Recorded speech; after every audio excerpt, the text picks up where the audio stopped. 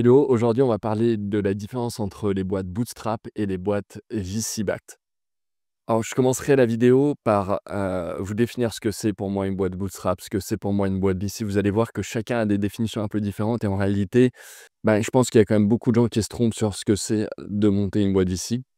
Et du coup, l'objet de cette vidéo, c'est de vous montrer heu, qu'il existe une troisième voie. Donc je garde ça pour la fin, restez bien jusqu'à la fin de la vidéo parce que je vous expliquerai quelle est cette troisième voie et je vous donnerai des choses hyper concrètes pour pouvoir le réaliser.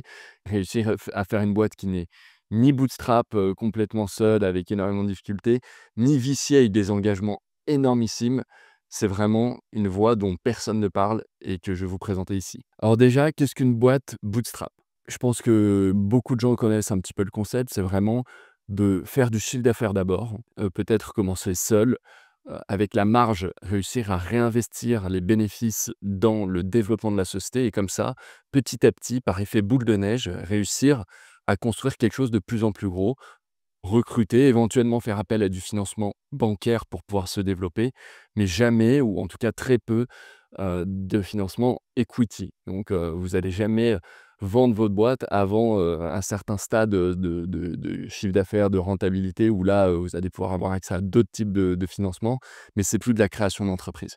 Donc la boîte Bootstrap, c'est souvent par exemple, si vous connaissez, un autre youtubeur qui s'appelle, Théo Lion, c'est des modèles qui marchent super bien pour des agences, par exemple, où vous allez vendre du service, vous allez pas avoir d'investissement initial très fort, si ce n'est que votre temps et le risque finalement de perdre votre temps parce que, vous n'arrivez pas à trouver des clients, vous n'arrivez pas à répondre correctement aux prestations. Mais bon, ça fait partie du jeu.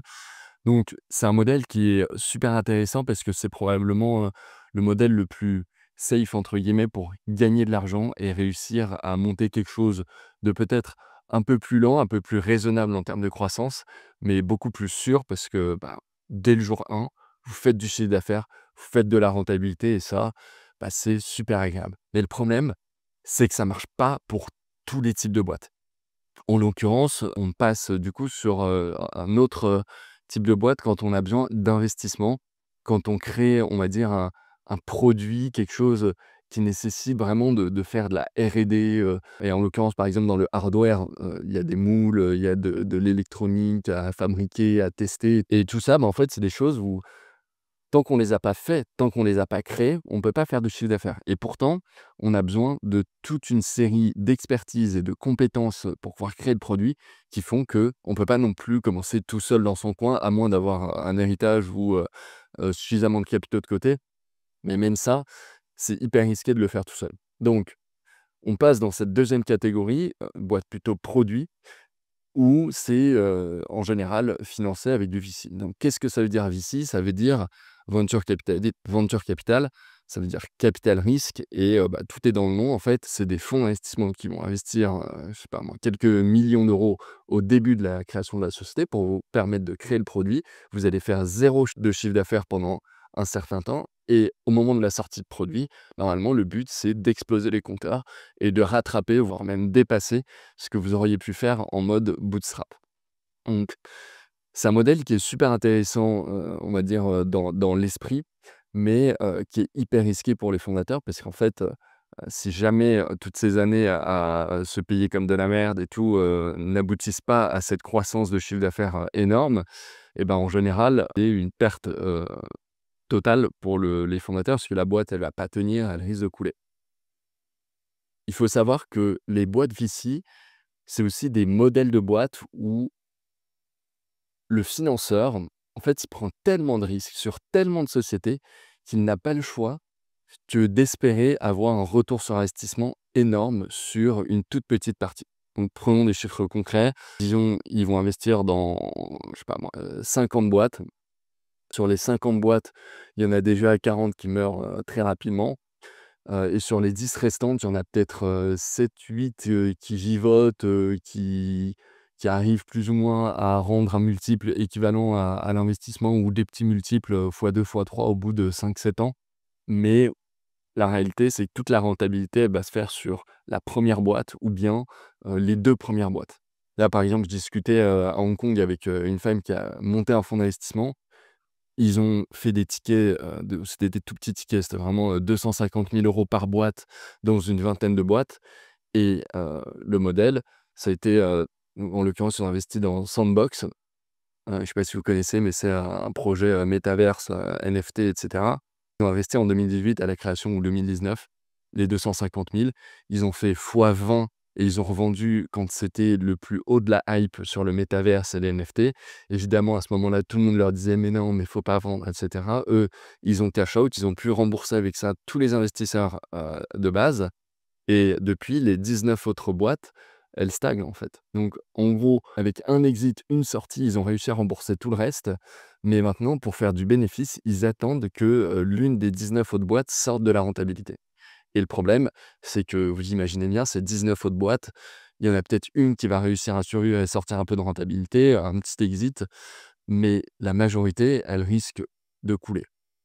Et ça, c'est le modèle VC et c'est un modèle du coup qui est hyper exigeant parce qu'il faut être prêt en tant que fondateur, faut être prêt à tout perdre. C'est un peu le 0 ou 1, c'est blanc ou noir. Soit vous réussissez et vous explosez tous les compteurs, soit vous réussissez pas et c'est la merde.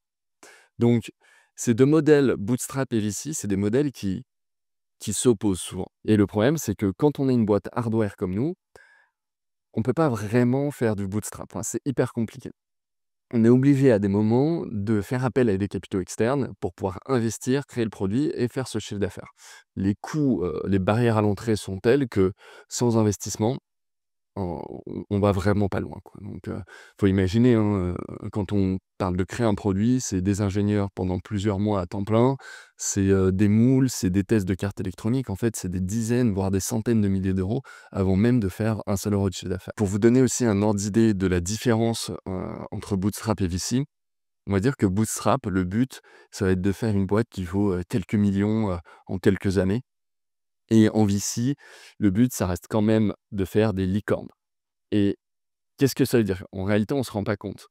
1 000 000, 1 000 000 d'euros et 1 milliard. Quelle est la différence? On est là, bon, bah, 1 million, 1 milliard, souvent, on ne réalise pas ce que c'est. Une idée intéressante, c'est d'essayer de le repasser en minutes. Donc, il faut avoir en tête que 1 million, si vous pensez à 1 million de secondes, par exemple, combien ça représente en minutes? Ça représente environ 16 minutes. Bon, OK. Et maintenant, posez-vous la question de ce que c'est 1 milliard de secondes. Essayez de deviner ce que c'est, mettez-le dans les commentaires. Et ben, 1 milliard de secondes, c'est 31 ans.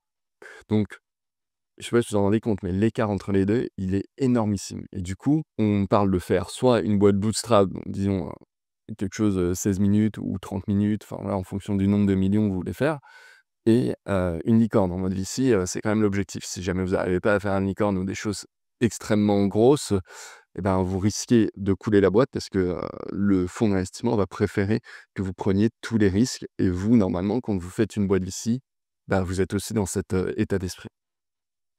Et finalement, quand on y réfléchit, bah, tout ça, c'est un peu binaire. Et du coup, moi, ce que je pense, ce que je propose, c'est d'essayer de réfléchir à quelque chose d'intermédiaire et en réalité, on le met pas beaucoup en avant, mais ça marche super bien. C'est de réussir à lever un petit peu d'argent sans forcément aller solliciter des VC, sans forcément aller faire des valorisations, énormissimes, sans perdre le contrôle du capital, sans avoir des liquidations préférentielles. Enfin, c'est vraiment, des choses où le but, c'est d'avoir peut-être quelques centaines de milliers d'euros pour pouvoir investir, créer le produit et faire les premiers badges de prototypes, réussir à avoir une première traction marché. Et ça se passe, en fait, avec des business angels, avec des, family office, avec, des fonds, par exemple des FCPI, fonds communs de placement et innovation. Tous ces organismes-là, en fait, en général, ils se placent d'habitude en suiveurs de grosses levées de fonds. Mais il y en a aussi beaucoup qui se placent, parce qu'ils aiment le projet, ils aiment les fondateurs, ils s'identifient finalement dans l'aventure et ils ont envie de voir naître la boîte. Donc en fait, pour moi, il y a toute une série de boîtes dont on parle très peu qui sont concernées par ça, où en fait, ils vont lever de l'argent au début, ils vont pouvoir investir quelques centaines de milliers d'euros, ils vont peut-être, lâcher 10-20 du capital et avec ça, ils vont réussir à faire du chiffre d'affaires. Ça va peut-être prendre 3, 4, 5 ans, le temps de créer le produit, de faire le lancement commercial et cetera. Mais il y a du chiffre d'affaires, il y a de la marge et au bout de quelques années supplémentaires, en fait, vous allez pouvoir faire sortir les investisseurs qui vous ont permis de vous créer. C'est un modèle qui permet d'éviter d'être tiré vers cette, folie des grandeurs de la licorne, du VC game qui est un truc, qui est souvent un peu inatteignable et une équation un peu impossible. D'ailleurs, là, je reprends les mots d'un gars que vous pouvez aller voir qui s'appelle Julien Petit, qui documente justement, ce qu'il appelle le VC game et qui est vraiment ouf parce que ça permet de comprendre en profondeur les engagements qu'on prend quand on signe avec un vrai VC. Quand on signe avec eux, en réalité, on prend des engagements impossibles et du coup, personnellement, je pense que pour faire une boîte hardware, on peut pas faire du bootstrap. On est obligé de demander du financement au début. On peut pas, demander que du financement bancaire parce que le financement bancaire, ça vient avec de l'equity.